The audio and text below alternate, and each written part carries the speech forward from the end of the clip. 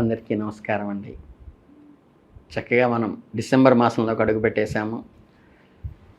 ఈ ఆంగ్ల సంవత్సరంలో చివరి మాసం ఇది. ఈ నెలలో కుంభరాశి యొక్క సహజమైన లక్షణాలైన లోతైన ఆలోచన, మానవతావాదము, విలక్షణకు అసలైన పరీక్షగా నిలబడబోతోంది.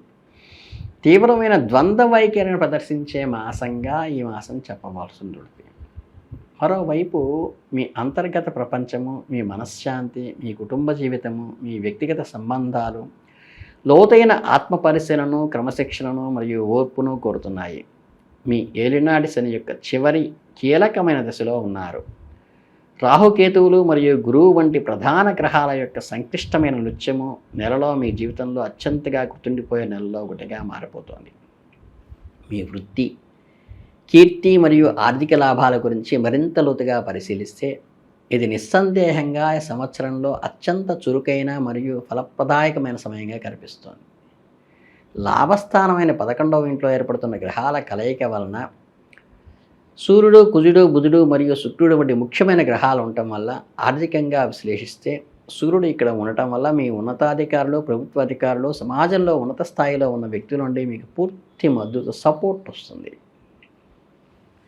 అలాగే బుధుడి కలయిక వలన మీ కమ్యూనికేషన్లో, మీ ప్రజెంటేషన్లో, మీ మార్కెటింగ్ వ్యవహారాల్లో అద్భుతంగా ఫలితాలు ఇస్తాయి. శుక్రుడి ప్రభావంలో ఈ లాభాలు కేవలం డబ్బు రూపంలోనే కాకుండా విలాసవంతమైన ఆడంబరాలు, లగ్జరీ పనులు, రకరకాల కళాత్మకంలో ఆకర్షణ కలుగుతాయి. కుజుడు శక్తివంతమైన ఉనికిని, లాభాలను అందించడానికి అవసరమైన అపారమైన శక్తిని, ధైర్యాన్ని, చొరవను కూడా ఇస్తాడు. అంటే పోటీతత్వాన్ని కూడా ఇస్తాడు. దీని ప్రభావవంతమైన స్నేహితులు మరియు మీకు పరిచయం కావచ్చు. వారి ద్వారా కూడా మీరు లాభపడవచ్చు. కొత్త మార్కెట్లోకి ప్రవేశించడానికి మరియు పెట్టుబడులు ఆకర్షించడానికి స్వర్ణకాలంగా చెప్పవచ్చు. దీన్ని గోల్డెన్ డేస్గా. ఈ అద్భుతమైన విజయోత్సవంలో మీరు ధన ప్రవాహం మధ్య వాస్తవికతను మర్చిపోకూడదు. శని భగవానునికి పాత్ర తెరపైకి వస్తుంది ఇక్కడే. మీ ఏలినాటి శనిలో చివరి భాగమైన 11వ ఇంట్లో ఎంత వేగంగా డబ్బును తెచ్చిపెడుతుందో 2వ ఇంట్లో ఉన్న శని అంతే కఠినంగా ఆ డబ్బుని ఎలా నిర్వహించాలో ప్రశ్నిస్తారు. దానికి సమానమైన లేదా అంతకంటే ఎక్కువ బాధ్యతాయుతమైన ఖర్చులను కూడా మీకు ఇస్తాడు. ఇవి కుటుంబ సభ్యుల ఆరోగ్యము, వారి అవసరాలకు, పాత అప్పులు తీర్చటము, గృహ మరమ్మతులు చేయటము, దీర్ఘకాలిక పెట్టుబడులు ఎన్నుకొనటము, భూమి కొనటం లాంటివి కావచ్చు. శని మిమ్మల్ని విలాసాలకు ఖర్చు పెట్టనివ్వదు. మీరు ఈ నెలలో వచ్చే అదనపు ఆదాయాన్ని సరదా కోసం వృధా చేస్తే భవిష్యత్తులో ఆర్థిక ఇబ్బందులు ఎదుర్కోవలసి రావచ్చు.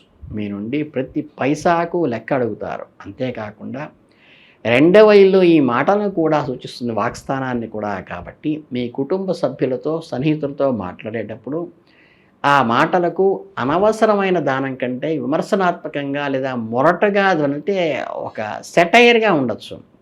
మీ కుటుంబంలో అనవసరమైన అపార్థాలకు ఆ సెటైర్ కారణమవుతుంది. ముఖ్యంగా డబ్బు మరియు కుటుంబ విషయాల గురించి మాట్లాడేటప్పుడు ఓపిక మరియు మృదుత్వము మీ అత్యంత ముఖ్యమైన ఆయుధాలుగా ఉపయోగపడతాయి.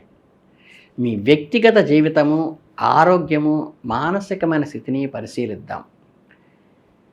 ఇక్కడ ఏమవుతుందంటే మీకు మీ 1వ ఇంట్లో లగ్నంలో మీ వ్యక్తిత్వము, ఆరోగ్యము, ఆలోచన విధానము ఉండటం వల్ల జన్మరాహు ఎల్లప్పుడూ ఒక రకమైన మానసిక ఆందోళనను, అస్పష్టతను, గందరగోళాన్ని సృష్టిస్తాడు. నేను ఎవరు, నా జీవిత లక్ష్యం ఏమిటి, నేను సరైన మార్గంలో వెళ్తున్నానా లేదా అని తాత్విక ప్రశ్నలు నిరంతరం వేధిస్తూ ఉంటాయి. ఈ ఆరోగ్యం గురించి, ఇతరుల గురించి ఏమనుకుంటున్నారనే గురించి అతిగా ఆలోచించటం ప్రారంభిస్తారు. ఇది కొన్నిసార్లు ఇతరులకు అహంకారంగానూ వింతగానూ అనిపిస్తుంది. ఆరోగ్యపరంగా రాహు నిర్ధారణకు ఆందోళన లేదా అజీర్తి వంటి సమస్యలు తలెత్తే అవకాశం ఉంది. మీరు హఠాత్తుగా అంటే భావోద్వేగాల ఆధారంగా ఎటువంటి పెద్ద జీర్ణ శైలి మార్పులు లేదా నిర్ణయాలు తీసుకోవటంలో చేంజెస్ జరగవచ్చు. రాహును సరిగ్గా ఎదురుగా అంటే 7వ ఇంట్లో కళత్ర స్థానం భాగస్వామ్యంలో వైరాగ్యకారకుడైన కేతువు సంచరిస్తున్నాడు. ఈయనేం చేస్తాడు, చాలా సున్నితమైన సమయాన్ని విడదీయటం, ఆసక్తి లేకపోవటం వంటివి కలిగిస్తుంటాడు. ఇక 1వ ఇంట్లో రాహు ఉండటం వల్ల మీ దృష్టి మొత్తం మీ సొంత సమస్యల మీదే కేంద్రీకరించి స్వార్థపూరితంగా బయటకు కనిపిస్తారు. మీ జీవిత భాగస్వామి, వ్యాపార భాగస్వామి అసంకల్పితంగా నిర్లక్ష్యం చేస్తున్నారు అనే భావన కలుగజేస్తాడు. మీరు మునుపటిలా లేరు, మీరు మారిపోయారు అనే ఫిర్యాదును మీ భాగస్వామి ద్వారా వినవలసి వస్తుంది. దీన్ని అధిగమించడానికి మీరు స్పృహతో భాగస్వామి కోసం మీ అంతటా మీరు సమయం కేటాయించుకుని వారికి ప్రయారిటీ ఇస్తున్నారని మీరు నిరూపించుకోవాల్సిన పరిస్థితి మీకు ఏర్పడుతుంది. లేకుంటే నమ్మకం దెబ్బతిని మానసికంగా ఇద్దరూ దూరం అయ్యే అవకాశం ఉంది. ఈ క్లిష్టమైన మరియు సవాలుతో కూడిన గ్రహస్థితుల మధ్య మీకు దైవీకమైన రక్షణ కవచం మరియు మార్గదర్శిగా కూడా ఉండాల్సిన అవసరం ఉంది. దేవతల గురువైన బృహస్పతికి అత్యంత శుభప్రమైన సంచారం డిసెంబర్ 5 నుండి 5వ స్థానంలో ఉండటం వల్ల పిల్లలకు, విద్యలకు సృజనాత్మకత, ప్రేమ వ్యవహారాలు సూచిస్తాయి. గురువు యొక్క ఈ సంచారం మీ నెలలో ఎదుర్కొంటున్న అనేక సమస్యలకు అద్భుతమైన తురుపుకారుగా పనిచేస్తుంది. మీ పూర్వపుణ్యం అంటారు చూసారా, క్రియాశీలమైన సమయంగా ఉంటుంది ఇది. అంటే అవసరమైన సమయంలో సహాయం రూపంలో అందుతాయి. గురువు తన దివ్యమైన దృష్టితో మీ లగ్నంలో ఉన్న రాహును చూస్తూ ఉండటం చాలా ముఖ్యం. గురువు యొక్క ఈ దృష్టి రాహువు సృష్టిస్తున్న గందరగోళాన్ని, అస్పష్టతను తొలగిస్తుంది.